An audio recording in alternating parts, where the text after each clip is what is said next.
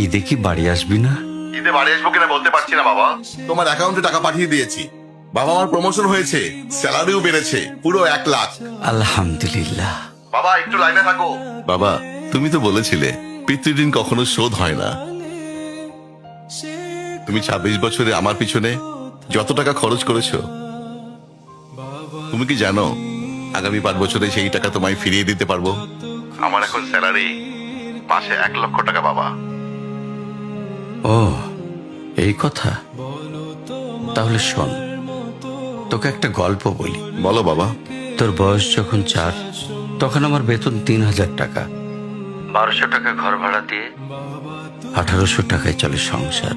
আমি আমার সাধ্যমতো সারা জীবন চেষ্টা করেছি তোর মাকে সুখী করতে, প্রতি ঈদে কোরবানি দিতে। তোকে যেবার প্রথম স্কুলে ভর্তি করালাম, সেবারই প্রথম আমরা আমাদের কোরবানি দিতে পারিনি।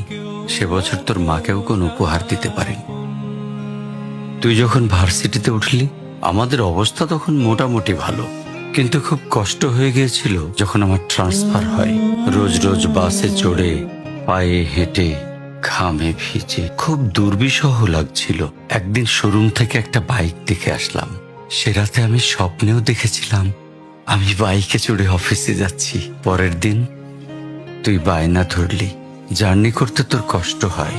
তোর কষ্টে আমারও কষ্ট হয় বাবা। আমি বাইকটা তোকে কিনে দিয়েছিলাম। তুই এখন লাখ টাকা বেতন পাচ্ছিস, কিন্তু মনে করে দেখ, অন্য মাইনে দিয়ে ব্র্যান্ড নিউ মোবাইলে হেডফোন কানে লাগিয়ে সারা রাত গান শুনেছিস, পিকনিক করেছিস, ট্যুর করেছিস। তোর প্রতিটা দিন ছিল স্বপ্নের মতন। আর তোর টাকা নিয়ে আমি এখন হার্টের বাইপাস করাই, ডায়াবেটিক মাপাই।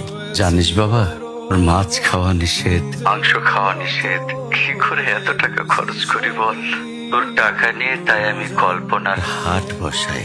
আমি বাইক চালিয়ে সারা শহর ঘুরে বেড়াই, বন্ধুদের নিয়ে সিনেমা দেখতে যাই। তোর মার হাত ধরে চাঁদনি পশরে সেন্ট মার্টিনের বালুচরে হেঁটে বেড়াই। চুপ করো বাবা প্লিজ। আমি তোমার কাছে চলে আসবো, তোমার টাকা না। আমি তোমার ভালোবাসা তোমায় ফিরিয়ে দিব বাবা। বোকা ছেলে, বাবাদের ভালোবাসা কখনো ফিরিয়ে দেয়া যায় না। ছোট্ট শিশুর মলমূত্র মোছা যায়, আর বুড়োদের ঘরেও ঢোকা যায় না। ওকে একটা প্রশ্ন করি বাবা। ধর তুই, আমি আর তোর খোকা তিনজন এক নৌকায় বসে আছি। হঠাৎ নৌকাটা ডুবতে শুরু করলো। যে কোনো একজনকে তুই বাঁচাতে পারবি, কাকে বাঁচাবি? থাক, উত্তর দিতে হবে না।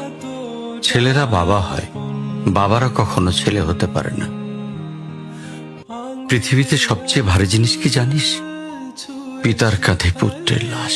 আমি শুধু জায়নামাজে বসে একটা জিনিস চাই, আমার কবরের ঘরটায় যেন আমি আমার ছেলের কাঁধে চড়ে যাই। তাহলেই তুই একটা ঋণ শোধ করতে পারবি, তোকে কোলে নেয়ার ঋণ। বাবাদের ঋণ কোনোদিন শোধ করা যায় না।